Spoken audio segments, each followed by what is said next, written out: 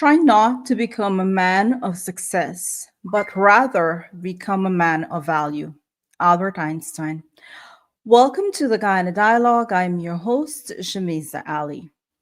Tonight, we're having a panel discussion on the Guyana election, the importance of 2025 election for Guyana's future development.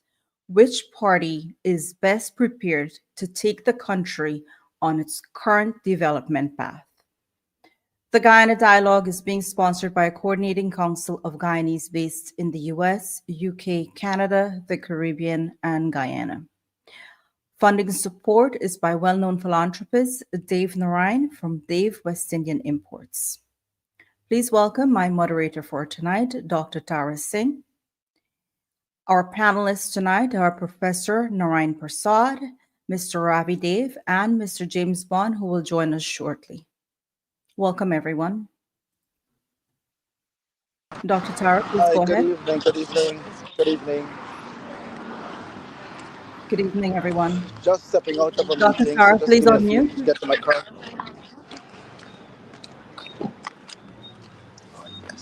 All right. Dr. Tara, please unmute.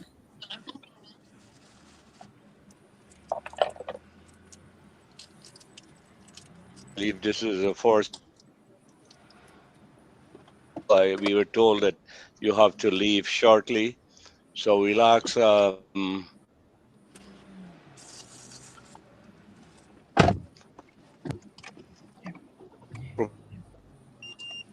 Professor Narain to. I think he's asking Professor Narain to start off. Dr. Tara is having technical difficulties. So, um, Professor Narain, if you can go ahead and give Yeah, his okay. opening Yeah, remarks. yeah, yeah. Can you hear me? Yes, we can hear Can you you. all hear me? Yes. Okay.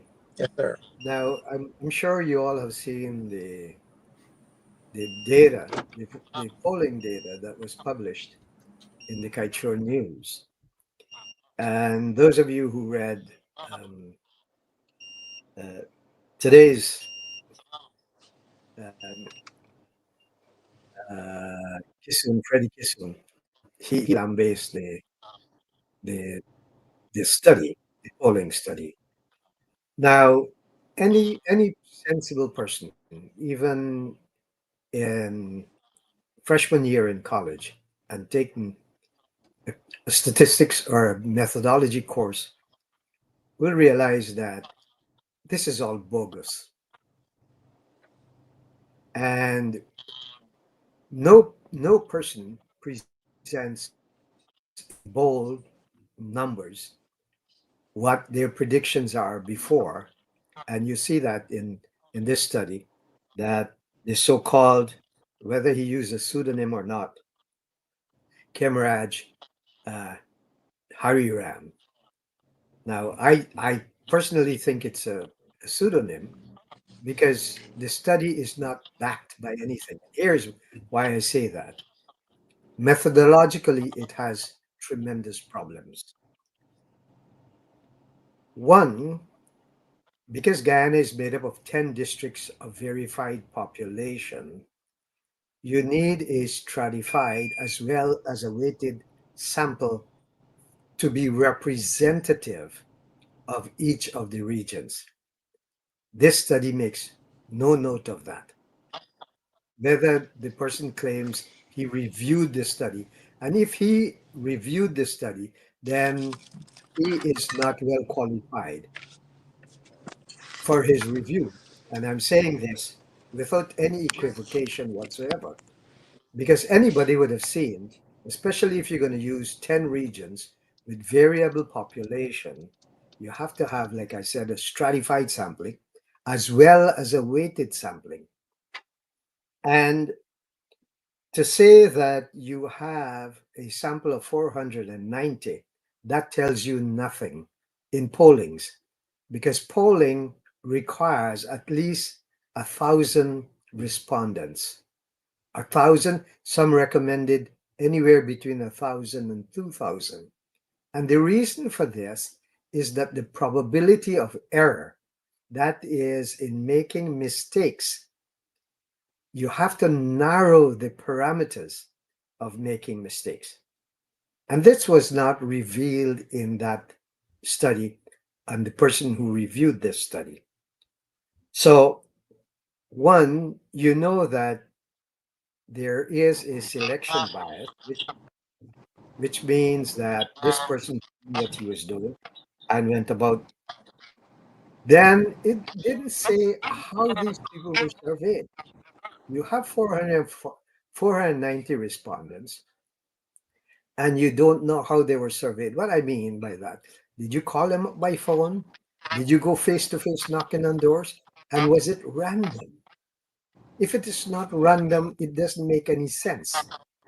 Because you see, the Guyanese people do not identify themselves by parties like here in the United States, whether you're a Democrat or Republican or independent, which makes it a lot simpler to select a representative sample from each of these categories.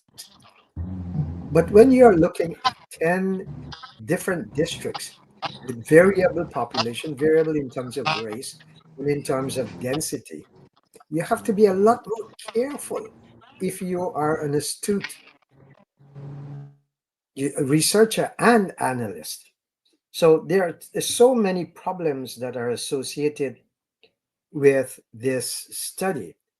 So from a methodological point, it is very, very weak. Again, you have to look at the age of the population because you have incoming people who are now going to vote for the first time who have different views from people who are older. And Right. so there's a discrepancy there, and you have to assess for these things. Again, the study says it was financed by a group of investors. Investors have no interest in polling because polling decisions give them no information. Most of them are concerned either with one, a feasibility study, or an economic impact study. So again, this shows that the person who was talking about this data, who collected it, didn't know what he or she was doing, and especially this person who presented himself as Harry Ram. And so you find that again, he mentioned so as to give it legitimacy. He mentioned that he used Bureau of Statistics. What does that tell us? Nothing. Has to be verified. You have to have some kind of verification test to ascertain whether the data that you're you're include that is guiding your study is valid. You have to create that kind of validity. Also, you find that there are a lot of problems with the survey itself. First of all, he didn't say anything about the survey instrument. That is very, very crucial. Any person who have done any kind of research will tell you that the survey instrument is very, very important. Let me give you a simple example. When I was a kid growing up, I always hear, and this is attributed to Lionel Loku, and I don't know if it's true. He said that he was defending someone who confessed to killing his wife. And he said, me wife, me mainam, me feedam, me killam, which was a confession. And in court, the claim is that Lionel turned that around without changing a single word. He said, no, no, no, no, that's not what my defendant said. He said, me wife, me mainam, me feedam, me killam. So you see the difference there. Just a question mark changed the whole interpretation of the question, or what in this case was the confession. So you have to pretest your questionnaire to to enable you to gather valid information So the questionnaire has to be reliable. There's no indication of that in the newspaper who published this information. Then again, he says university students were used. Were these students trained in data collection? Then how many of them were trained? There are 10 regions. Did you train 10 of them? 12 of them? 14 of them? In what period did they collect the information? So you have to be able to know what you're doing when you're trying to say that I conduct the polling. Plus, when you Mr. come to Narayan, can I yes, have you hold that thought for a minute? Let's welcome Mr. James Bond. He has to leave. So I just wanted him okay, to get his remarks in and then we can continue. okay, sure. Mr. James Bond, welcome to our program. Thank you, ma'am, and it's a Thank you for pleasure. being And here as well. yes, and I may say special good evening to the esteemed panel. I see Mr. Ravi Dev there. Especially, it's a pleasure to even share the space with this gentleman who's a distinguished scholar and intellect. I read his articles, a number of articles in newspapers as a university student, and he's a brilliant mind. Honored to be your presence, sir. Though I may not be able to comment on the poll because I have not been reading the newspapers for a number of reasons. I don't think they portray accurately what's happening on the ground. So I could tell you from what is happening on the ground. I think you want me to test the climate or the temperature of what is happening on the ground. I can show you right now. We're right now in front of the Annandale Freedom House. We're preparing for the rally on Saturday. But I've been crisscrossing the communities on the East Coast, um, and I could tell you whatever polls they would have put out, except if they're saying that the People's Progressive Party Civic is the hands down favorite, will win not only the traditional areas but in the non-traditional areas. Um, if they tell you that, for example, in places like Buxton, we're trending at about 50%, 52% of the vote. If they tell you that we're trending in Melanie about 60% of the vote, and these are non-traditional areas. If these polls tell you that, then believe them, because I can tell you on the ground there's a marked excitement in the air over the PPP Civic and the campaign it has run, and you see it in the numbers. This is translated in the numbers at the meetings, at the public meetings, and the rallies, etc. If we feel, for example, on the ground, the walkabouts that I normally do, my team and I do. We have young people. Our demographic is basically like 80 to 35. We have about 40, 50, 30 young people walking, sharing out flyers, sharing out jerseys, canvassing, um, you name it. And this is unprecedented. It is unprecedented. That's why when the vice president finally uttered the word landslide victory, that was a long. He took a bit long to me to say that, because on the ground, the energy in the air, it's thick, and it is something I've never seen. I've campaigned with the PNC, with APNU. I've campaigned with APNU AFC, and I know what it's like to feel that energy, and I've never seen anything like this. Where the galvanizing of the entire country, most of the country, the entire country, most of the country around a singular party. I've been in region 1, 6, 5, 3, 4, 10, 7, 8, and 9 I've missed, but all the other regions I've been to, and the atmosphere, the approval rating of the president is off the charts. So, except that poll is actually saying that the PPPC would win no less than 40 seats. then it's not to be believed, because I've walked the ground. I've walked the ground. I've walked in the communities, both traditional communities and non-traditional communities. And I'm saying the energy, the atmosphere, the support is translating into a landslide victory for the People's Progressive Party Civic. Wow, well said. Do we have anyone from the panel who would like to ask Mr. Bond a question? Mr. Dev, if you can unmute. Yes, thank you. Yes, I'd like to ask James a question. And first of all, thanks for the kind words here, James. At my age, it's good to get a compliment here and there. Um, Now, but seriously, I think this is a critical election, and it's critical for, in my estimation, two reasons. Traditionally, we've been locked into race-based voting.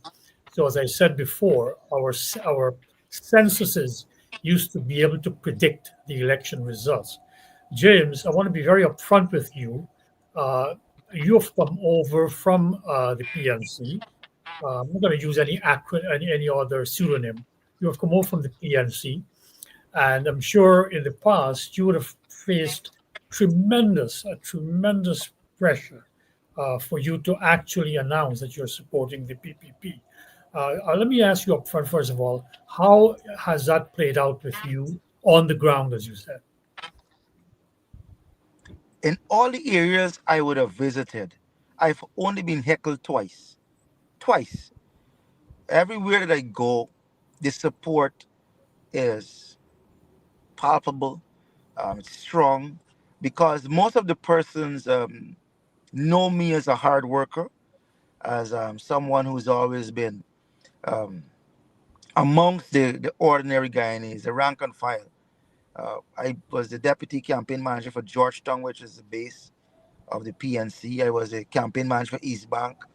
So I've always been in the communities, and the support is there. That's why, so if you check my page, you'll see the support. It's real, and it's been great. I've had the support of my family as well. The support, I must mention this too, Mr. Dad, is that it has been made easier by the PPPC. You know, you mentioned race-based politics. When I got into politics, it's something that I expected, but the person that brought me into politics was an East Indian who brought me to the PNC. Was an East Indian, and his motto was, "I'm Guyanese, my race does not matter." That is Winston Paul Murray. Now, there has been a shift from that, in terms of the direction of the PNC, which is now just targeting um, the Afro Guyanese vote. So you expect to find the pushback. Oh, this is a sellout, this is a soup drinker. But that is only coming from certain quarters. The likes of Rickford Burke or um, Dr. David Hines and others who I don't have such an influence in Guyana. I campaign in action. I campaign in Buxton. I campaign in Buxton. Formed a group there, the South Island Development Group. We have about 440 people from Buxton. Real voters, real people who are saying we are supporting the People's Progressive Party Civic come 2020, come Uh, 2025. They are willing to identify themselves, James? And yes, they've identified themselves. They've met with the vice president. Like I said, they form themselves in a group with names and numbers. And this is across the board. I have a similar group in Haslington, a similar group in Beirut. So um, it's you have to be here to experience it. Um, I may not be able to tell you, paint such a vivid picture for you to get. You have to walk the ground. Right now, I could probably show you right now the Freedom House at the PP Civic here. And you find Afro Guyanese, Indo Guyanese. We're preparing for the rally on Thursday. On Saturday, the big final victory rally on Friday.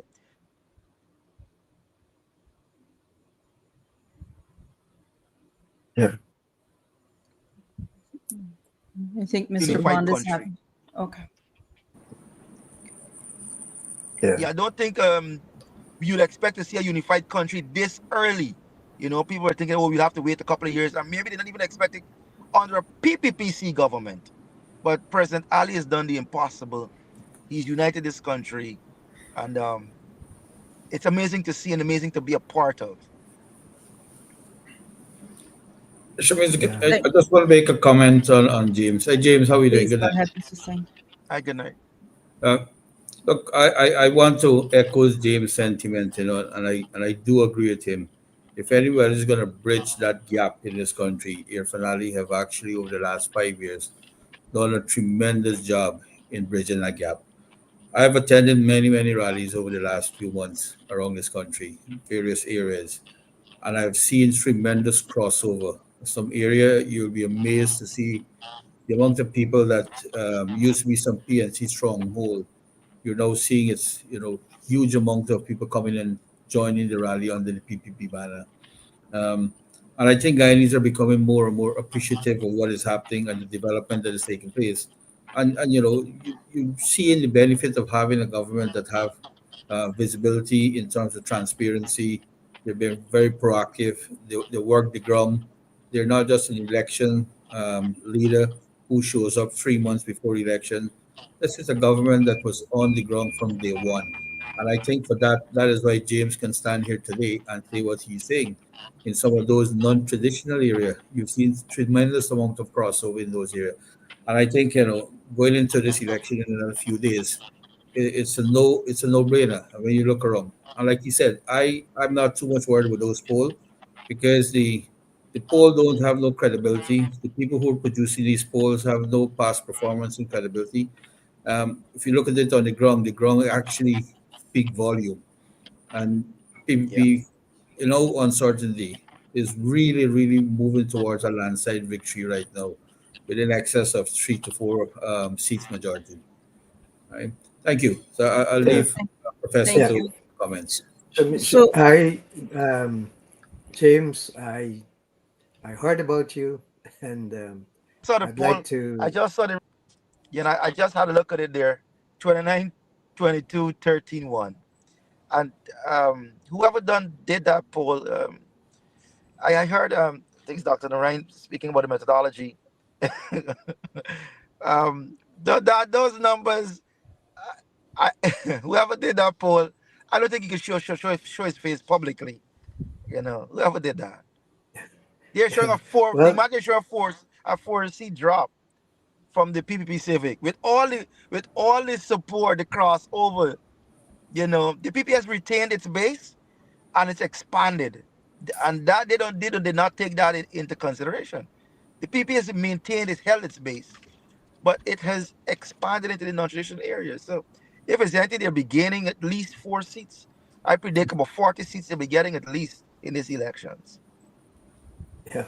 Well, James, I'd like to thank you for your pragmatism and for your observations, which to me indicates that you are not stymied in terms of your development in the Guyanese context, because sometimes we are so wedded to our convictions that we do not want to relinquish them. We are afraid of giving them up because of the repercussions. And from what you have said and what people have said about you, is that you had no fear in coming forth with what you are now seeing.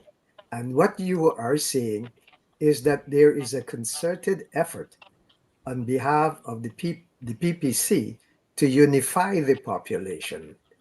And with a population of less than 1 million people, that unification has to start at some level. And it is people like you who have this willingness and who have this forthright ability to confront not only the issues but to the people uh, who are making accusations against you. And I think this is a commendable trait. And I'm glad to hear you say that, because like when I was growing up, and Ravi, you know this, and Kumal, I think you know this too. Our parents, our foreparents always say, one doti a bildam. So it takes people like you, one person at a time, who are able to contribute to that unity. And that leadership is crucial. Like you mentioned, Irfan, and we know that leaders who have some charismatic appeal is able to bring about that unification and to facilitate the renewed consciousness among the people as a nation of one. And so If I'd Thank like to congratulate you for your efforts. If thank I you, sir. might, if it's my turn, James, I'd like to ask you another question. I think it's a very important one. But tonight we were supposed to talk about which is the best party to lead the country the next 5 years. Well, looking at the PPP manifesto, they have declared very upfront and very strongly that they are wedded to a free enterprise economy where their job is to facilitate free enterprise, to create the conditions, whether through infrastructure, whether through easier credit, whether through connectivity with the rest of the world or what have you. Again, I want to come back to this whole notion of race and racially based politics. This kind of economy, however, traditionally in the African Guyanese community has not been pushed. And in fact, their leadership has always pushed this um, other method of development, where the cooperative method, Mr. Burnham called it, and we see they still can't get over that. So, but this economy needs uh, entrepreneurship. It needs that drive. So my concern, James, and I'll ask you up front, you as a young Afro-Guyanese, you have showed that entrepreneurial drive. But people like my old friend David Hines and I see even Aubrey have not been pushing enough of that. In your estimation, I'll come to my question now. Do you think the African Guyanese population is ready to grasp these opportunities? Because all the PPP can do is guarantee equality of opportunity. They cannot guarantee equality of results, which is what some leaders are calling for. Between the opportunity and the result comes your own effort. Do you think the Afro Guyanese community has been socialized now to grasp these opportunities? As you have? Let me just I may sound controversial, but I don't think it's a controversial statement. The I do not judge. I don't use the term average Afro Guyanese. I could, and I can't speak for the average Afro Guyanese. But what I could say is that the younger generation has seen an example, and this is still might be a bit controversial here. I did not get into business because of an Afro Guyanese. I got into business because of seeing my Portuguese counterparts and seeing my Indo Guyanese counterparts in businesses being successful. So it had nothing with socialization, um, and it had nothing to do with, for example, um, the end result of it, the back end of it, wherein if you put in this effort, you expect this result. We expect this result. What I saw from my other counterparts is you mentioned the word entrepreneurship. That in itself is a talent and a skill and a challenge. And most young Guyanese see what that has done for the Portuguese, for the Indians, and the other successful races. We've seen it where you see the way their achievements in terms of the acquisition of wealth, how they could take care of their families, etc. That is the example a lot of young Afro Guyanese are seeing. Is that a form of socialization? Maybe it is. But in the communities itself, it is still not taught. It is still not emphasized that this is not of us sometimes. We tend to try to balance collectivism with individualism.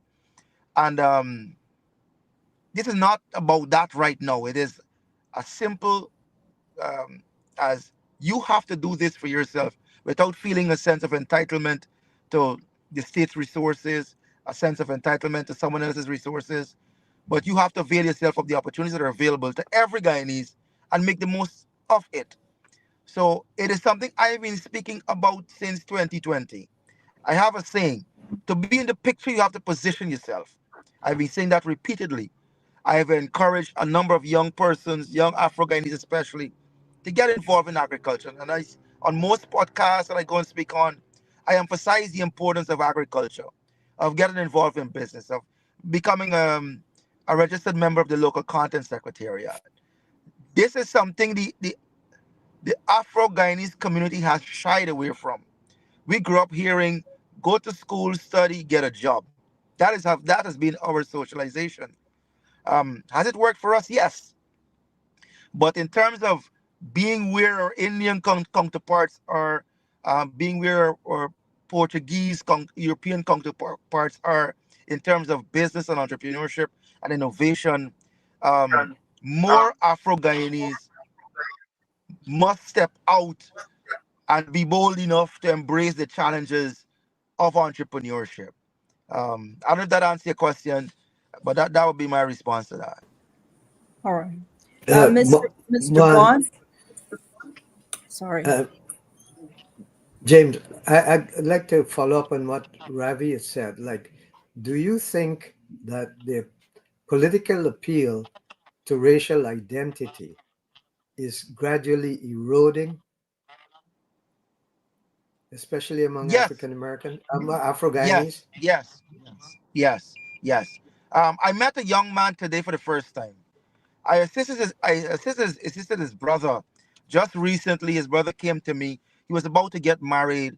He was a bit short on resources, and he's like, James, I've worked with X, Y, and Z politically, and they haven't done anything for me. And I made contact with Minister Edgel. Must give Minister Edgel his props. And I got him a job. And his brother came now and said, you know what? How you increase the volume? They lived in Beirut. They lived in a place called Beirut.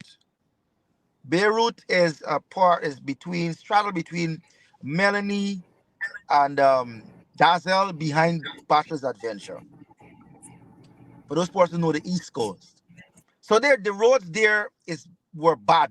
This is a predominantly Afro-Guyanese community. 99% Afro-Guyanese community. So in 2015 to 2020, nothing was done for their road. They had bought a car, they had to drive through slush. And the guy said, Mr. Bond, then I said, whoever did my road, I will support them. So the David Granger administration came and left, and the PB Civic government came in, and in 2022 did the road. So Afro-Guyanese and Afro-Guyanese communities are seeing real development right in their very communities, and they're supporting it. For example, Melanie, where my business is where I spend most of my time. The roads were all done by in Melanie. We don't have a single bad road. About 90% of the roads was done by people from Melanie. The community drains and everything was done by people from Melanie. Renovations to the nursery school was done by people from Melanie. The playground was done, the stands, the washroom facility was done by people from Melanie. How could Melanie not support the People's Progressive Party Civic? So there's that shift from I'm voting for you because you look like me to I'm voting for you because you're interested in my development and my progress. And that is the testimony of all the Afro-Guyanese villages. Of course, you're going to have, like I said, I don't speak for the average Afro-Guyanese, but I think for the youngsters. The young Afro-Guyanese see these real, tangible benefits of being not only under a government, but being governed by a government that believes in community development.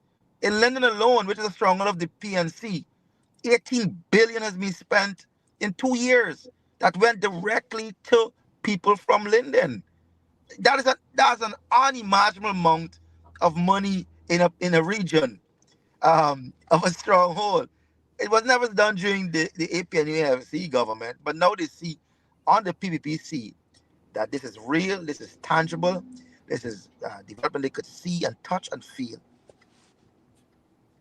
Thank you, Mr. Bond. We do have a question from one of our viewers, and it's from Mahindra. He says, James, my dear brother, now that you've aligned with a different political platform, would you openly and unequivocally denounce the PNC's attempt to steal the 2020 elections? And tell me, have you ever actually seen the PNC's winning SOP? I've dealt with this issue from since 2020. I've said very clearly, um, the 2020 elections on exposed more than one thing. Um, it exposed that there were some loopholes in GCOM's SOPs, how they managed the elections, and that has been corrected now. For example, um, what was done in Region 4, I said very clearly, only a madman would say there was no shenanigans in Region 4. That is now being corrected in more ways than one. Now, to ask me whether or not the PNC rigged the elections is to be salacious, sensational, uh, because I've said it over and over again. I have never witnessed the rigging of an election. I've never witnessed the PNC rig an election. So I don't know what is there to denounce. What I do say very clearly and unequivocally is that the numbers that was given at the count by the Region 4 RO, Mr. Mingo, those numbers were, of course, not correct. To make me now as a reasonable human being link that to any political party is beyond me. So I think that was my response, and has always been my response. Thank Okay, you. let me join this conversation. I apologize for the mess up in my internet, but I just want to go back to, this morning we had a historic moment when the last cement was poured onto the bridge. I will ask Mr. Komal Singh to comment on the significance of that. Thank you, Dr. Tara. May I You know, take my leave respectfully? May I take my leave respectfully? Absolutely. And Yes. I Please. know Thank I you know for see being that here. Mr. Kumar Singh is there as well. Another gentleman thanks, I highly respect. How are you doing, thanks, sir? James. Good to see you, buddy. All the best. Cheers, man. You too, sir. Keep I'll up take the my good leave and good work. night to all of you. James, before you go, let me just Yes, make please. one point before you run. Give me 1 minute. Yes, sir. There need to be more people like yourself, Afro Guyanese, who are brave enough to come out there and lead by example, capitalize on the opportunity that is being created by this environment, all right, without fear that somebody is going to criticize you. It is important. I have over 300 workers. Many of them, about 30%, are Afro Guyanese, young boys. And I could tell Yes, you, sir. we have given them opportunity and they have actually proven that they have the ability equally like any other citizen of this country. All that they need Yes, is sir. encouragement and they need people to believe in them. And they will do well and they will be successful. So keep up the good work and you're a good example for that team. Thank you very much, Mr. Singh. Good, good. So, All right. Dr. Tara, the Yamaha race last year, I was fortunate also to be part of that final pour that bridged this whole new structure from East Bank to the West Bank. This project by itself is very significant. I've spoke briefly on it the last time, but right now I'll give you one little example, and you will see over the last couple of days, there have been some delay because of where the tide is in terms of opening that bridge. And because of that, the fuel companies were almost running low on fuel. All right. And the bridge had to be forcefully opened at a within a peak time, which they usually don't do because if they open the bridge during the peak hour, it creates a massive backup in traffic on the public road. Now, this new structure will remove that 100%. It will create a smooth flow of maritime traffic. It will open up the development on the south side of the Demerara River, massive development. In a year or two from now, many of these projects are already started. With the gas to energy project, with all the development that is taking place way up the Damar River, we can now see tremendous transformation on Region 3 and going all the way up till Linden. And that is as a result of the free movement of vessel under that bridge. Outside of the bridge itself, we've seen the tremendous amount of backup. And Ravi, last week you mentioned you know what I said 2, you said 3 hours last week, right? But this afternoon alone, it took me 2 hours from Eccles before I can get over the bridge. 2 hours straight. All right. Even though we have all the additional highways that are opening up.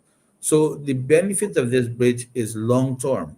And for that, the government really deserve kudos and congrats to working vigorously with that contracting team to making sure that this project was one that is achievable and making sure also that it is a milestone achievement for the last 5 years while they were in government. Mhm. Uh, the development of this bridge will take further. We now need to make sure that we have the continuity to capitalize on what benefit this bridge will bring to the business community, to the manufacturing sector, to all the other sector that uses this bridge on a day-to-day basis. So by and large, I think the coming to a conclusion on this project right now is one that all Guyanese are looking forward to, and it's very transformational for Guyana and Region 3 by extension. Mhm. Uh, Thank you Dr. very much. Tara, before we move on to the next question, can we take a quick break? Okay, go ahead. Let's take a quick break. We'll be right back. Go ahead.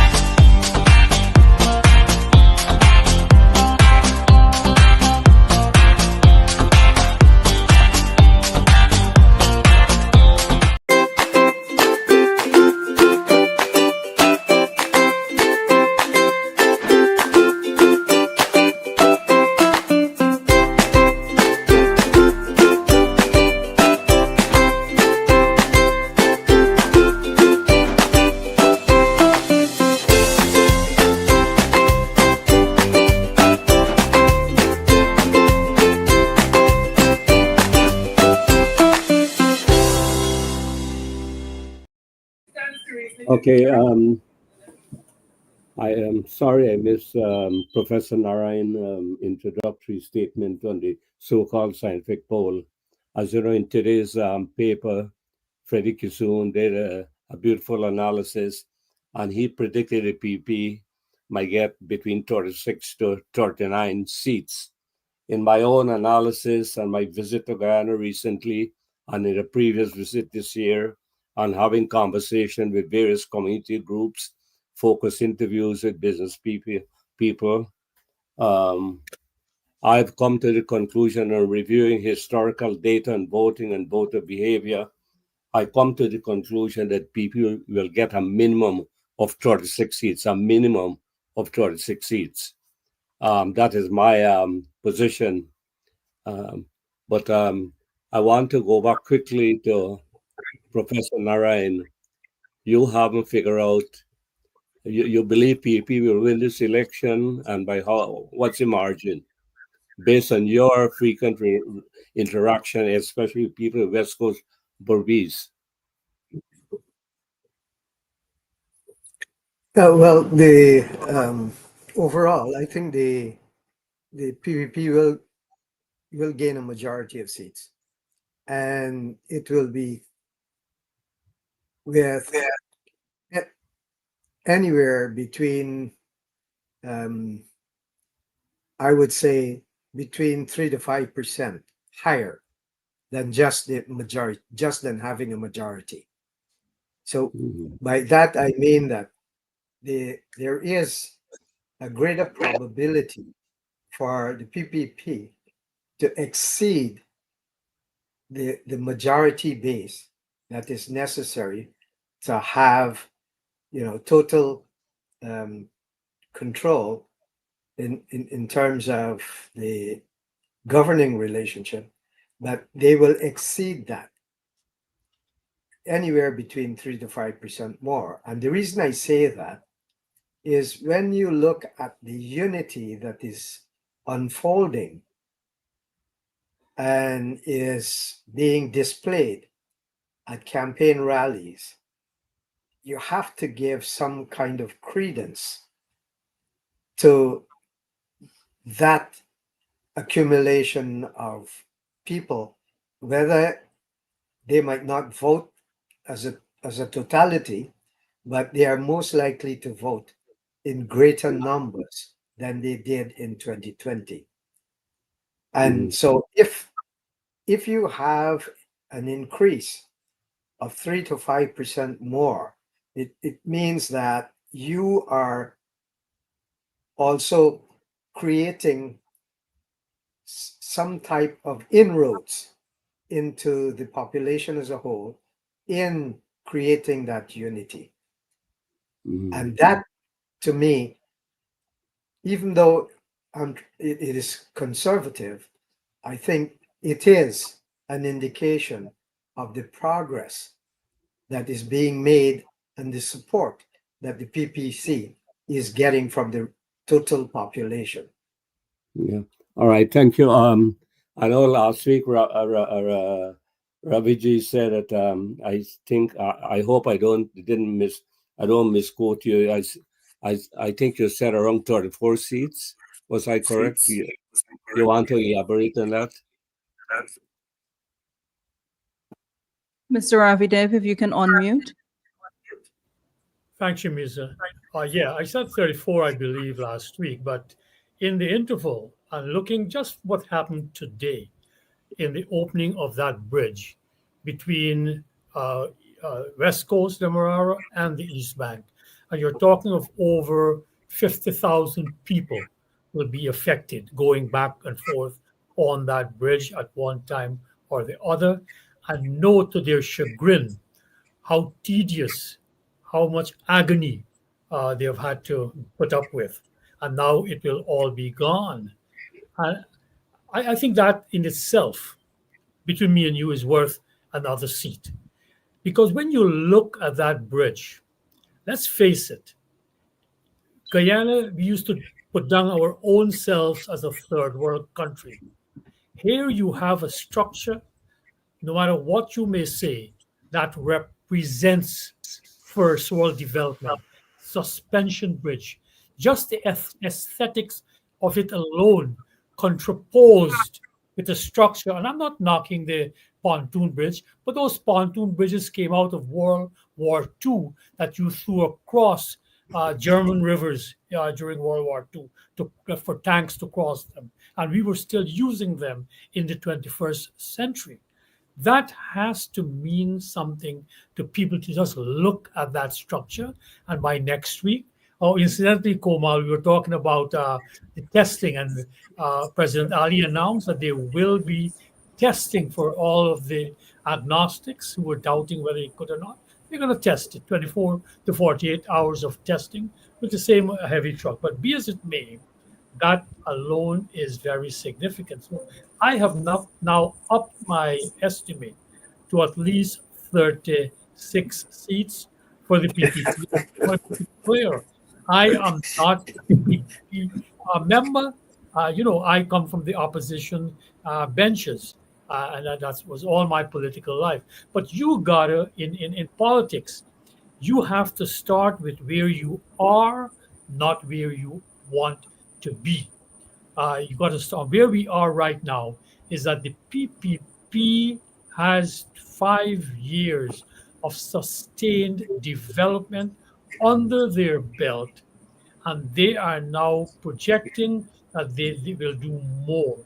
Every other party can just talk and just talk. But with the PPP, there's that difference in that they are merely projecting from what they have done. And I want to give you the difference that people talk about, the new party win. So in the Stabrook News, I was surprised to hear that he is talking he was talking to Lindner's Region 10 and talking about an aluminum plant. Now, from bauxite, you first go to alumina, which is aluminum hydroxide, which you merely purify. You take out the dirt and what have you from bauxite, but it is still an ore, alumina, aluminum oxide.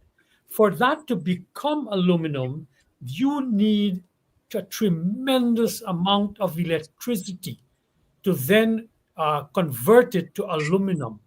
Guyana at this juncture does not have the wherewithal, does not have what it takes. And so what he was talking about happened, Norton talked about the same thing, but Norton at least used correct name, alumina, not aluminum. So here you have a leader in the form of Irfan Ali, who can discuss the intricacies of development from the general to the specific. And you have contenders who don't even know the difference between alumina and aluminum and are wanting to run this country. I think the people of Guyana will be able to make a decision between these two, and therefore I see again the PPP in general, but Irfan Ali in particular, bring out more votes for the PPP to give them, based from last week today, I see two more seats. Yeah, thank you very much. Um, I just want to say the people in the West Side, Region 3, should really vote unanimously for the PP, if only for that bridge. Um, as you know, for the first time in the history of Guyana, West Demerara has more registered voters than Region 6, the quarantine. So that is an interesting development. Yep, yep. I want to go over now to Shabisa. Do you have any questions? I don't have any questions, Dr. Tara, but for me, Any? I'm looking at, everyone here on the panel and I see brilliant minds. It's just refreshing to listen to everyone. I do want to say to our viewers, right? If you are in Ghana, you're looking at us right now, go out and vote, right? Let your voices be heard. Go out and vote. It is your civil duty to vote. So no matter what is going on, find yourself to a polling station on Monday and you know whoever you choose, that's your decision, your choice, but we need to vote. We need to stop, sitting back and just listening to the noise and be part of that noise and, complain. Instead, we should go out and we should vote. So I encourage you to go out and vote. That is my little, feedback for our people out there, especially our Okay. West Coast people. Very proud to hear that they have, registered and they will be voting. Well, we want every voter to go out, irrespective of Yes. what region you belong to.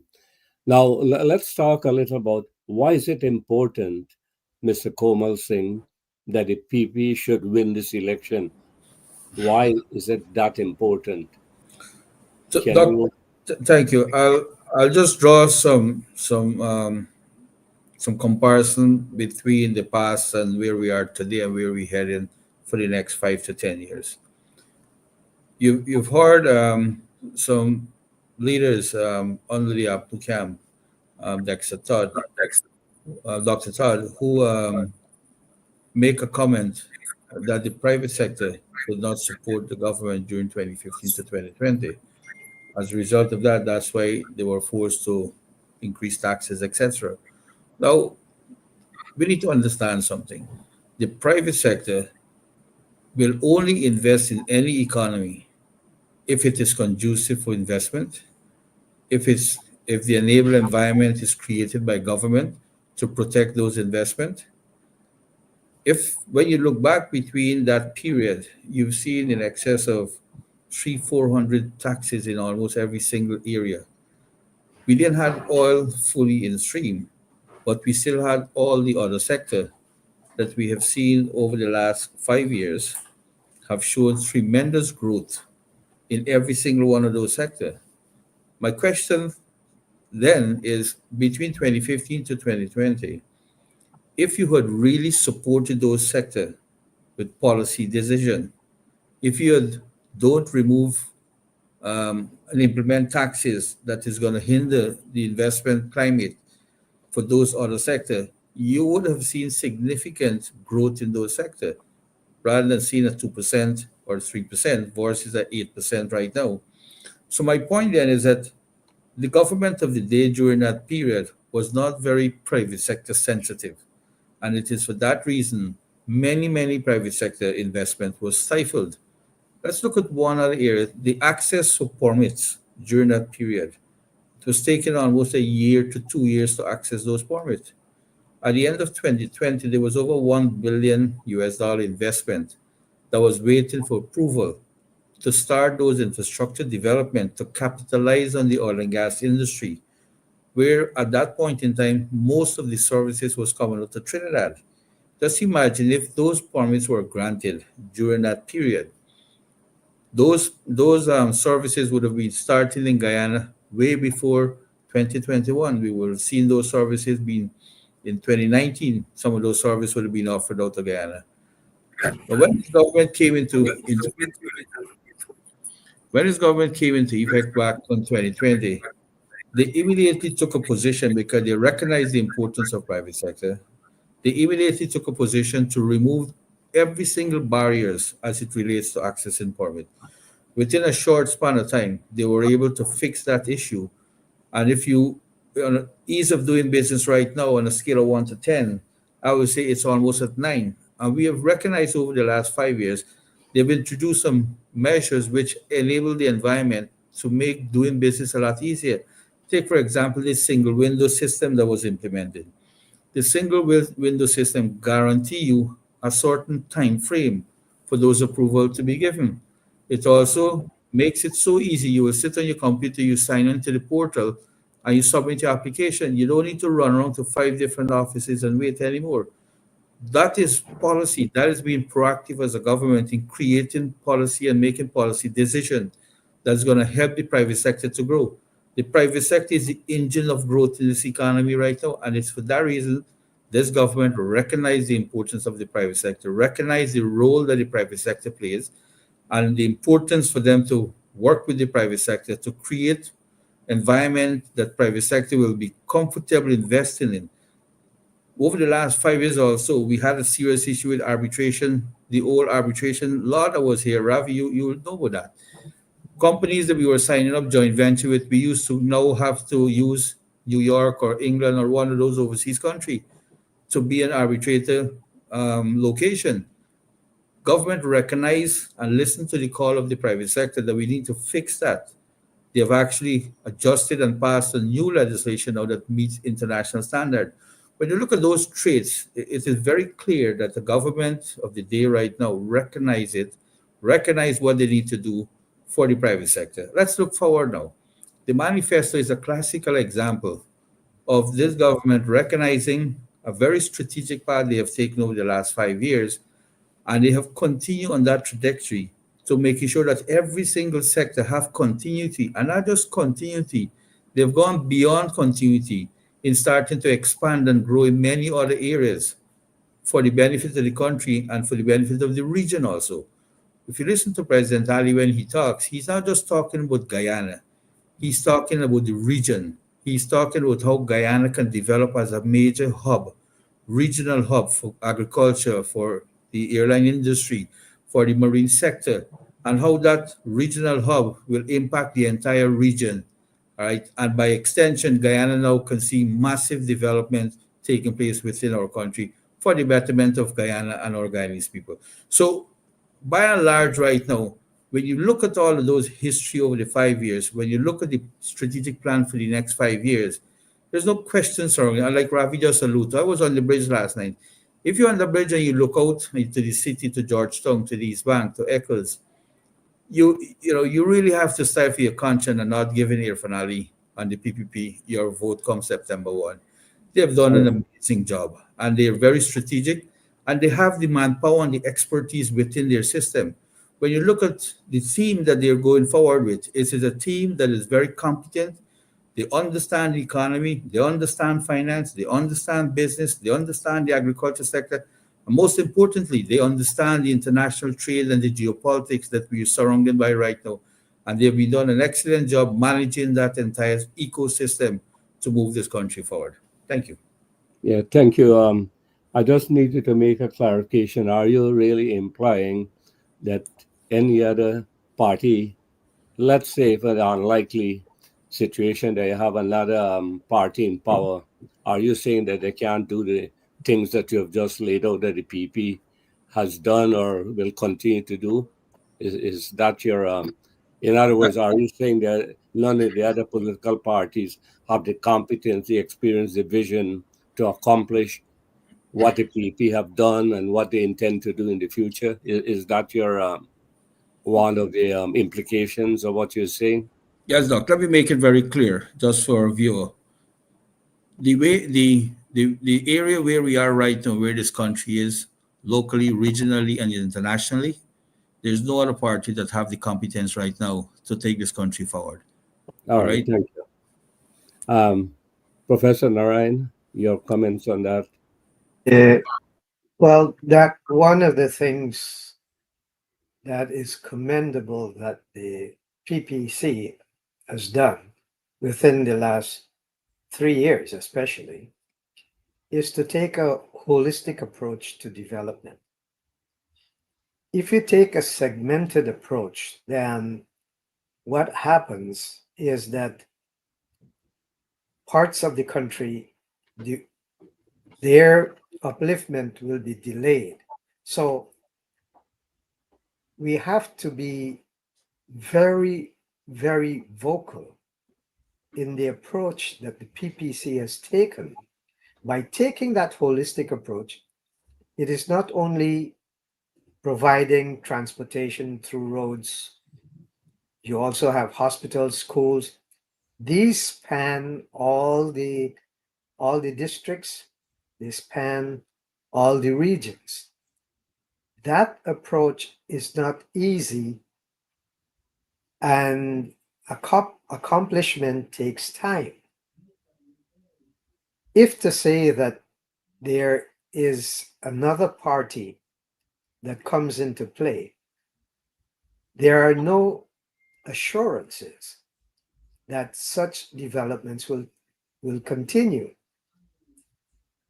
The, the problem with that is that once this process is stopped or delayed, it creates to what we call the development of underdevelopment.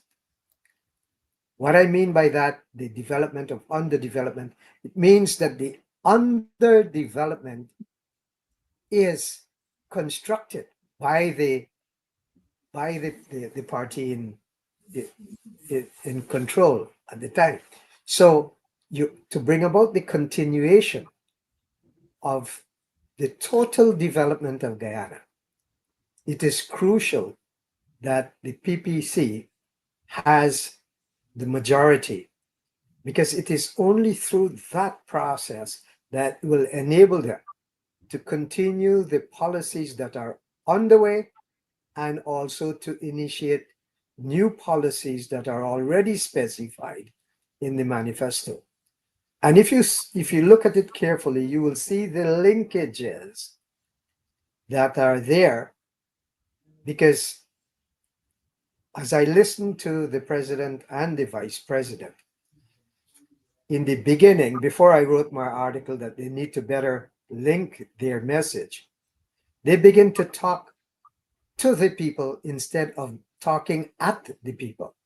What I mean by that, they begin to realize that you have to, what in simple terms, is that you have to make these development initiatives intimate for the people. You go in there, you talk about the communities. The president talk about, having your children be linked throughout their education years. He mentioned that not only secondary education and post-secondary education, but also professional education, where it can be linked like with the medical training, medical schools, medical technologies. All of these things are essential and relatable to the people. So this process has to continue. And we also have to keep in mind that it is not based on racial differences or racial segmentation of the population. It transcends all racial boundaries.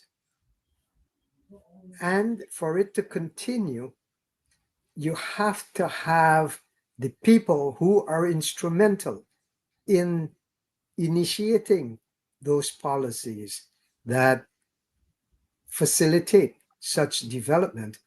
Otherwise than that, we will be trending backwards rather than forward.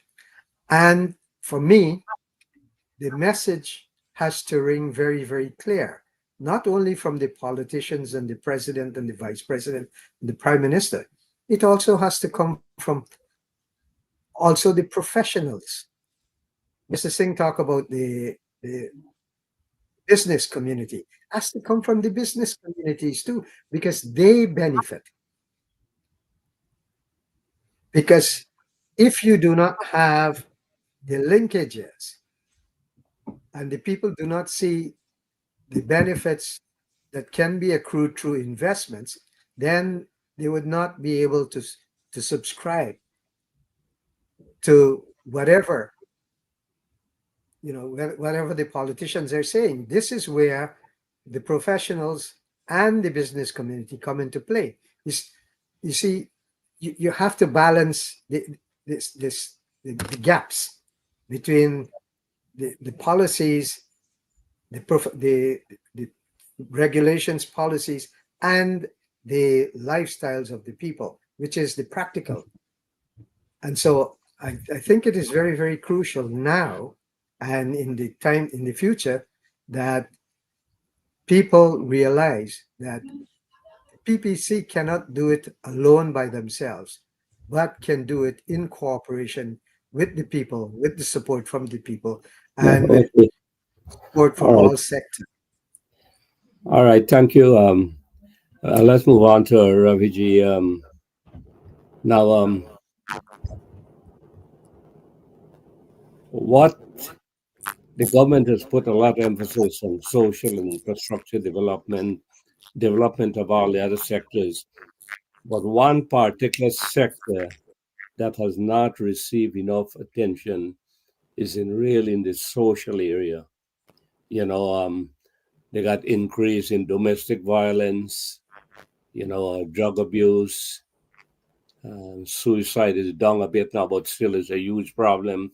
We only have a case recently. So that is now the government I know has committed something. So Raviji, can you comment on that particular area of what the government has been doing, what it can further do in that area in the social sector? Myself, yeah, I think you've raised an issue which we have to be quite upfront about it. So I'll start with your question from a certain angle in terms of the responsibility of the people. Because as my nanny used to say, you can take the horse to the water, but you can't make the horse drink. You know how the water is there. You've taken the horse to the water, but the horse got to be able to know how to drink the water. A cat will lap up the water. A horse will have to do what it has to do to get that water. It's different strokes to different folks. So I want to come back to, again, to give you an example. I just came back with my wife from a vacation in Aruba and Panama. And the government is now talking about increasing our tourist potential and increasing what you call all-inclusive resorts. You just show up there and they pamper you and you get everything done and you're living like a king for a week or two. But let me just say this: that for that to work, the people of Guyana will have to change to get the benefit out of tourism. We have the rudest set of people in Guyana when it comes to service, by and large. You just go to any KFC or whatever, even a fast food joint, and look at how they treat you. So the people themselves, for us to bring in the tourist bucks, will have to change their whole orientation as to how they see tourism. So come back to the question in terms of the social area. We, the people of Guyana, have a responsibility, have a responsibility in terms of obeying the law. Or else what you will have, or what you're talking that you may have, is what America has done, where you incarcerate over 2 million people for drug use, let's say. So what does the government have to do if you're trying whichever which way to tell you, to educate you about drug usage? But if you still continue, then the only alternative is to incarcerate you. Incarceration is not the answer. So to come back to Guyana, the government of Guyana has passed all the necessary legislation, whether on domestic violence, whether on child protection, and whether on homicide, has been decriminalized as it was in the past. They've done this. They have now launched programs. Back in 2000, the government had launched a particular program on the Ramsamy when he was health minister. They've tried that. They're trying something new here now. So, but the people themselves of Guyana will have to get up and get. And it comes back to that. So take it in terms of people drinking, take drug use, and there's drinking, and people committing crimes under that. The government can only do so much. So I would like to say, yes, this government has done a lot, has provided those social services in every area. There are institutions, whether look at in the schools, they are now guidance counselors. Look at Georgetown Hospital and our tertiary hospitals. They are counselors at these. They're psychologists in these countries. That never used to be in Guyana, right? Yeah, I mean, the whole mental health was never a factor. It is now being catered for. But the people of Guyana will have to accept these programs and, as I said, understand that they will have to play a role also. And I think we can get a handle on it. Yeah, thank you. It's very important. I know both the president and the vice president said that they will focus heavily on NGOs and religious bodies to intervene in these areas because they directly relate to these people at the communal level. And they will give resources directly to them, something that never happened in the past. So that's a great development. But Mr. Komal Singh, do you think that every school should have a school welfare officer or a social worker attached to the school? That will help to manage behavior and to guide them in certain areas. What are your thoughts on that? Look, I think last week I mentioned to you that some of the social issues we're seeing with young children right now arise because of lack of parental guidance to some extent. So we need to start working on in the home.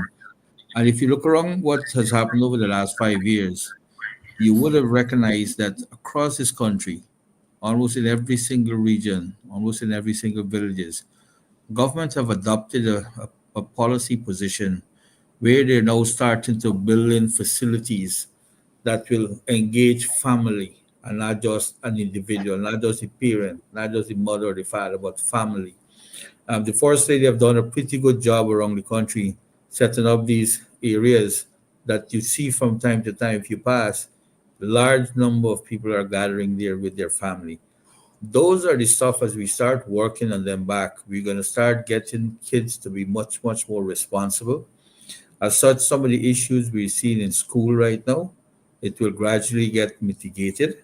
But notwithstanding that, I still think they need to continue to do what they're doing, having social service workers working with schools and teachers to help those kids that have issues because of maybe of lack of parental guidance. But I think with the program that they're rolling out throughout the country right now, that will, in my view, have a significant impact in helping to regularize that situation. Mm. But these structural changes occurring in the country necessitate change in people's behavior and attitude because new institutions will demand different approaches in dealing with them. Who should take the leadership in trying to start this movement towards attitudinal transformation? We have physical transformation, but we need to go with that in the symbiotic relationship, attitudinal transformation as well. Who will take the leadership in that? Parents, churches, government, or is it a partnership between these? But we still need some institution or organization to lead that charge. Who would you suggest? But if I'll answer you that in summary, I think it's not a one answer to that question. I think it is the responsibility of churches, the organization, and the fundamental part, in my view, is from home. All right, some of those behavior need to start getting some changes from home, but society also has a lot to do with it, and it is for that reason. In the old days, growing up in the country, for example, you used to see a lot of kids playing together. If you come around the place, right, you see a lot of that in the past of recent have actually died away because you have different people coming and living in communities and they don't know one another.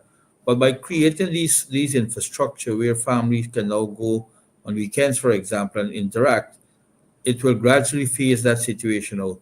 But it's a holistic approach and not just a one approach. So it will take the churches, the leaders in communities, the parents and teachers also because kids spend a lot of time at school.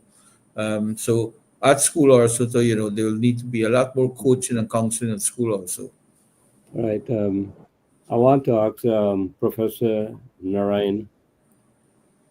I know in the past, Ravi G has been advocating for social impact statement, and that would have, if that was implemented, that would have helped to allay fears about discrimination and allegations of discrimination. Now, Ms. Professor Narayan, do you think that social impact statements are still relevant in Guyana? Or should they be enforced? Or Yeah, well, yeah, I generally social impact statements are always important and always contribute to the the coherence in the society.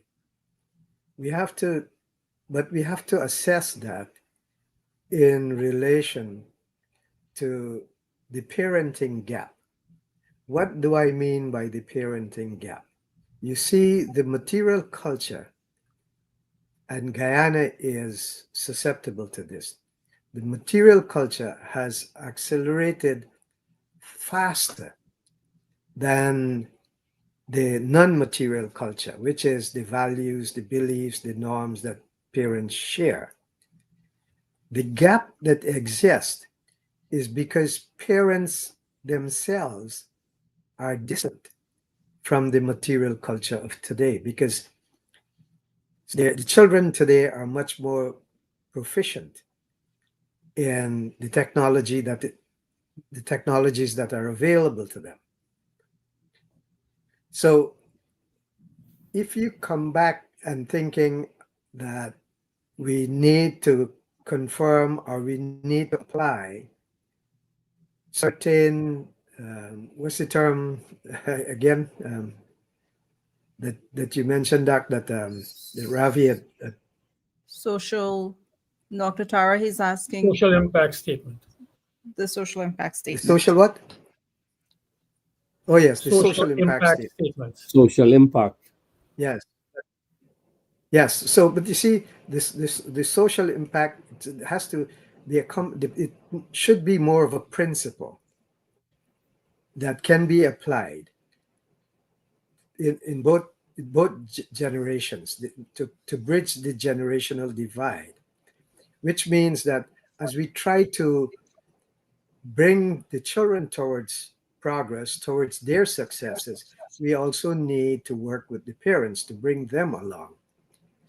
And so that there is some kind of coherence in the relationship rather than there is a division and a greater and greater division in the relationship between parents and children. And that goes also for the community. Communities today are not as stable as some mentioned, like when we were growing up. We know practically everybody in the community. We played with every kid in the community. But today, the avenues for interactions are not so much in the community, might be outside of the community. So we have to take all of these things into consideration when we are approaching many of the social issues that are liable to follow, not only in terms of the problems that we see in terms of suicide, for example, in the younger Guyanese population. And these things have to be addressed in a very, very All logical right. way. All right. Thank you. Raviji, you want to comment to that? I know that has been one of your mantra in the past. It would be nice to have your updated view on this. Yeah, thank you, Dr. Singh. Again, I come back to what we know to be that society changes, and we have to gauge this change on whatever we are honing in on. So, take for example, suicide, which is has been on our agenda. We were once the number one suicide, country in the world in terms of number of suicides. Dr. Ramsamy, as I mentioned before, had come out with a program. Part of that program was called the Gatekeepers Program, where the theory was based on our situation in Ghana, where suicide was a rural problem, suicide was B, more of an Indian problem. 8 out of 10 suicides were in the Indian community. And C, it was more definitively a Hindu problem, where a greater proportion of the individuals were Hindus. So, what Dr. Ramsamy talked about, these rural individuals are not socialized to speak into a helpline, which the developed countries would have suggested that when you're feeling down and you want to, to get off something off your chest, that our parents are not socialized to talk to their children. He came up with something called the Gatekeepers Program that maybe the mandirs in the area, the masjids in the area, would have individuals in these institutions that would have people who you can talk to, whether it is women or men or what have you. And they tried that. Those programs were funded, but it petered out. It comes back to the responsibility of the people of the country to do what it takes. I come now, for example, to children, and I have worked back in Ghana. I came back really to work with young children, in fact, young people, especially in the Hindu community, because not only with suicide, it is a community that has been devastated by social problems like uh, alcoholism, wife beating, all of the pathologies you talked about, endemic there. I only got distracted into politics because, the PNC came out in the streets and beat people in 1998. Hopefully, they'll not come out again. We should talk about that. But to come back to it, what it takes is the people have to organize themselves. So you can have a social impact program, but what do you do about it? And the people have to be responsible. One of the responses, myself and Swami Aksharananda were close. He was one of the founding members. We held the first suicide conference in Guyana at Cove and John Ashram. And one of it was to form schools that would cater to the personality of these children in the rural area. And so Saraswati Vidya Niketan was founded. And it was very successful from an academic standpoint because it had a system of discipline where you were disciplined, you were supposed to do things a certain way, and it produced results. But believe it or not, over the years, the last 20 years, the kickback from that discipline has come from the parents. And what Swamiji has told me, for instance, when the mothers come to the school to complain about this discipline on their children, he could understand why the children are in discipline. So it comes back to what Komal was talking about earlier. We got to start with the home. And the home, you don't have to reinvent the wheel. There are institutions, you know, the mandir, the masjids, the churches, and what have you are already there. And these institutions have to step up to the plate, as we say in America, and bat, or in Guyana, step up to the crease and bat. Which is to take, for example, a new suicide program is being unfurled, right? In the educational system, new systems of counseling, all of these are being unfurled. But who will get to the children to appreciate and use these systems? So it's not really a chicken and egg question, but it has to do with the fact that we cannot see government as the solution You're wrong. all our problems. We cannot. You know, that is what you call a 1984 authoritarian state where Big Brother would control you. And it is not a free enterprise system. It is not the system that we are pushing in Guyana. So therefore, the private, not sector in terms of business, but the private institutions will have to step up to do their part. Yeah, Okay, Doc. If I may, Doc, okay, um, thank you. I Let me. I I'm going to. We're going to close now, but I just want if let, you can focus each member of the panel to focus for two let minutes me just on the can I just importance say of the this? election and how you see the results. Go ahead, Yeah, Professor Narayan. yeah. I just like to say this. While while I was teaching, I formed what we call the role model program. In my role model program, what I did, I took my university students who I know are capable and who are stable to go out into the high schools. To go out go out into the high schools and mentor kids. Then I took the high school students to mentor the younger kids. And it was a selective process that I did. I've been retired 10 years. That program is still going on.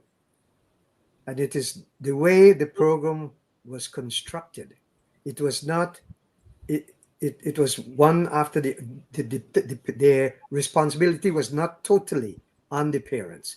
And we used to also have parental gathering where the parents can come together and meet with the kids and the mentors and all of them. So if you have something like that where the responsibility for helping along with some kid, somebody helped you in school, somebody helped me, but if you pass that along and go further down, it becomes very, very beneficial and not too dependent on the government for cure all or the parents.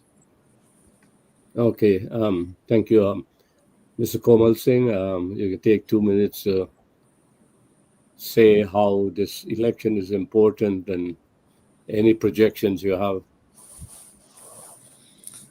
Thank you, Doc. This election is an election that is going to determine the fate of this country and where we're going. Guyana is at a position right now where we've seen tremendous growth and development, not just on the economy, not just on infrastructure, but most importantly, we have seen the development of our people over the last 5 years. And I could positively conclude that our people have shown significant improvement and the quest for making themselves better for tomorrow. The introduction of the local content legislation was a classical example and benchmark that we can use to see how Guyana and Guyanese have developed over the last few years. Um, when the local content legislation came into effect, they had about 40 segmented items or areas that we were focusing on, and those areas have different percentage of what we'll allow Guyanese to do. And government and the private sector was very cautious and strategic in setting those percentage, because we didn't want at the same time to set a percentage and Guyana don't have the capacity, and that will create a situation where foreign companies will be more not very encouraged to come to Guyana. Um, Over the last 2 years, those percentages have grown significantly, and it has grown simply because our people have continued to improve on their skill set. um, they've continued to capitalize on the environment and the opportunity that government have created, especially on the gold program. They've also worked very closely with some of the foreign companies to create the partnership and bring the expertise that is so necessary to participate in some of the growth that is taking place. And for that, I think, when you look at those critical or some of those areas, you're very confident to say right now that we do have or a reasonable amount of capacity, or people are very encouraged with what is taking place. And if you also take one other example I want to share, over the last 5 years, Guyana have brought in excess of maybe 125,000 vehicles in total. All right. Now, about 80% out of that, at an average, people would have gone to the bank and take a loan. It therefore means that you have almost comfortable with 100,000 more people investing in this economy, believing in this economy, believing that their investment will no longer get, into problems a year, 2 year down the line. And that level of confidence, when you look at it, it didn't come from the middle bracket or the upper bracket. The majority of those people came from the lower income area. And when we talk about the tripling and the rippling down effect of the wealth is indeed trickling down already to the ordinary people around the country, to the ordinary citizen of this country. And people are taking the opportunity. People are actually going after these opportunity. While there are still some people who are sitting on the sideline waiting for some encouragement and some guidance, we have seen a significant amount of Guyanese capitalizing on those opportunities.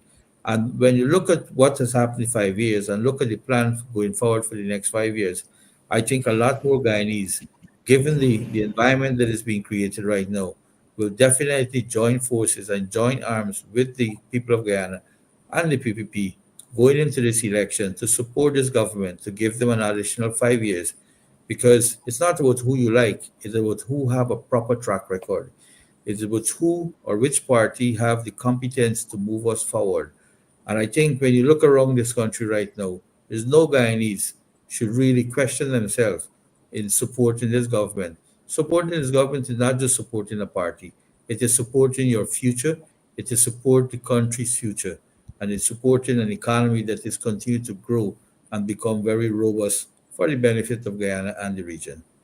All right. Thank you very much, Raviji. Okay. Yeah, let me just say that our country, after the oil funds started coming in 2019, we have seen a transformation in motion. It's like a race where the flag went down and all the vehicles are going forward. I don't think in this case, this particular race is being conducted in a very complex environment. You have an international environment which you have to understand. You need leaders who understand that environment, whether it is which block you will choose to align, because the world has divided itself into several blocks, one aligned with America, another with China, and what have you. You need leaders who can understand how to maneuver within that. The present American troops going in on flotilla going to Brazil, going in front of Venezuela is a case in point, where where this President and the government reacted instantaneously and very positively. You have an environment where business, there's no such thing, the phrase global village is even more so with business. Our supply chains can start in China, pass through some parts, need to come from Europe, others from America. So it's a very complex situation where we need to understand. So whether there's a war in Ukraine, we should understand the implications here because so much wheat came from Ukraine. So I can go on and on in terms of, for example, in finance.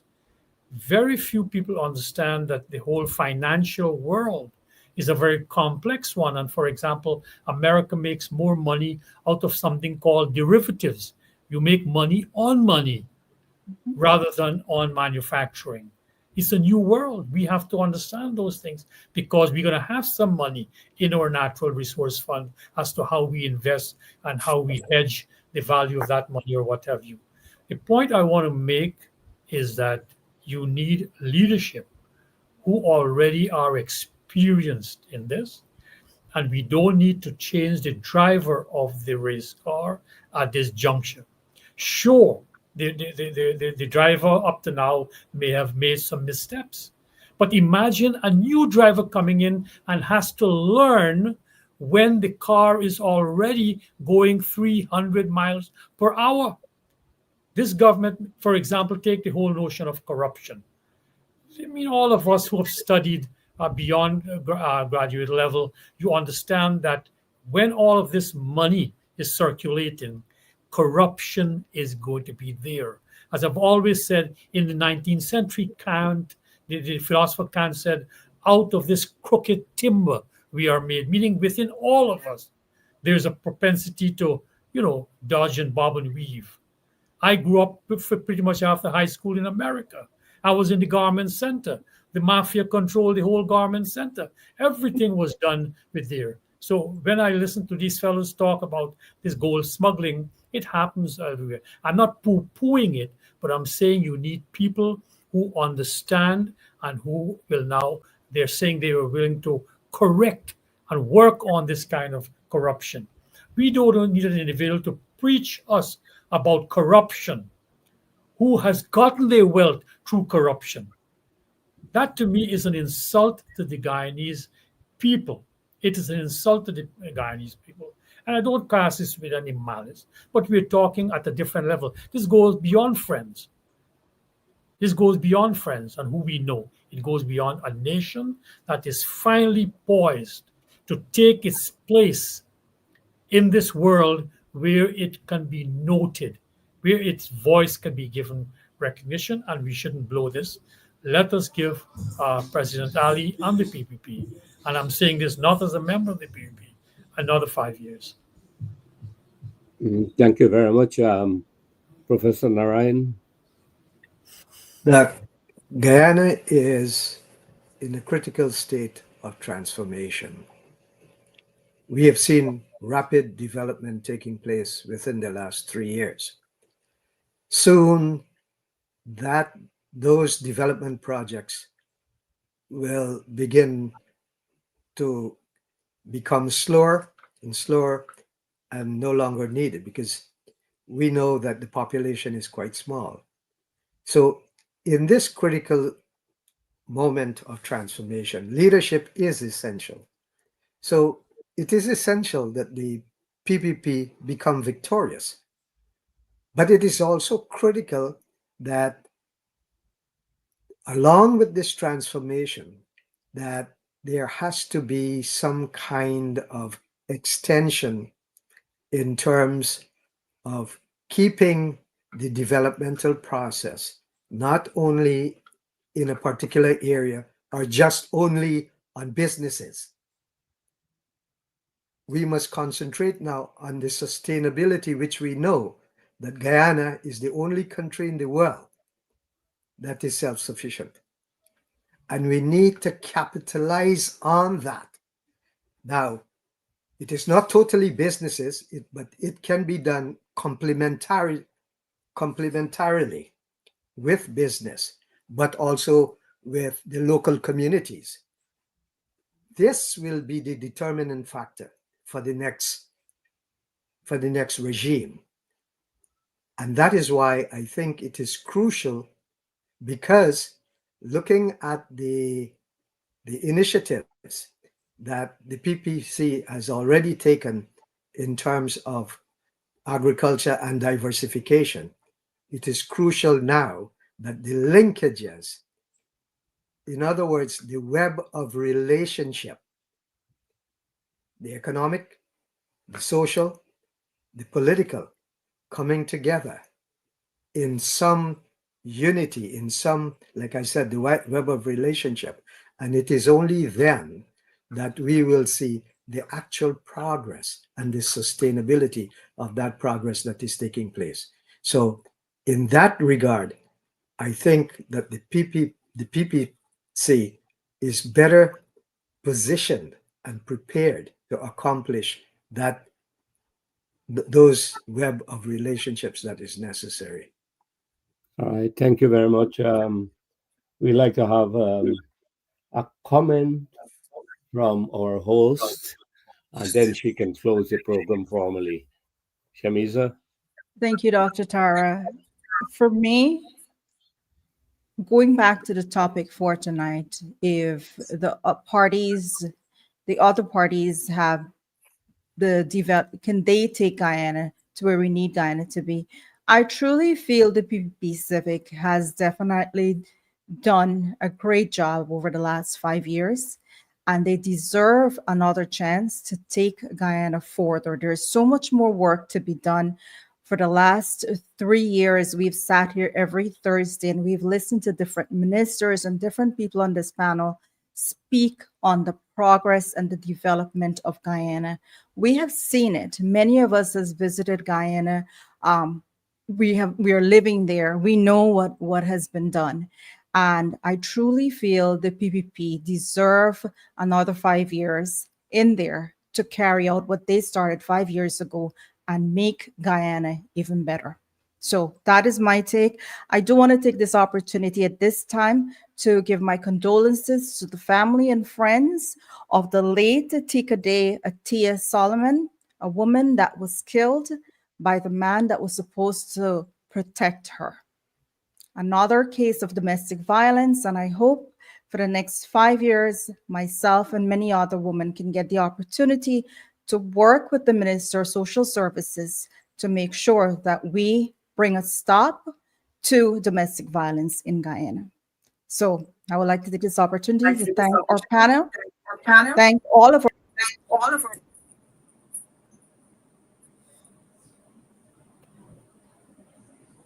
We're losing her before she say goodbye. I think we finished there. Yeah. Can you all hear me? Yeah. We hear. I'm hearing you. Yes. Can you hear Shamisa? Yeah, we're hearing you. Can you hear Shamisa? No, we lost her. She lost no one signal. here. Yes, sir. Okay. I guess we're going to end this program here now, and I'll reach out to you all once we get approval for Monday. Mr. Koma, will you be available? Raviji, would you be available for Monday from 8 to 11? Not from 8 to 11 for me, but I will be able to jump in between because, like I said, I'm one of the observers around, so I'm going to be actively, around the place. Professor Narayan, yourself? Yeah. No, I'll be here. Monday. I'll try to make it, Tara, because I myself, I try to go around to the actual polling stations, Would see you? what's going on, get a feel. But yeah, I'll try to make it. Yeah, okay. It was posted. The first hand, yeah. The Thank first hand feedback is. Thank you all very much. All right. Feedback Thank you, guys. Yeah. Ravi, take care. Take care. Dr. Take Narayan. care. Thank you very much. Well, All the best. all the Bye. best. Yeah. So, Take care. have a good evening. Mm. Bye bye.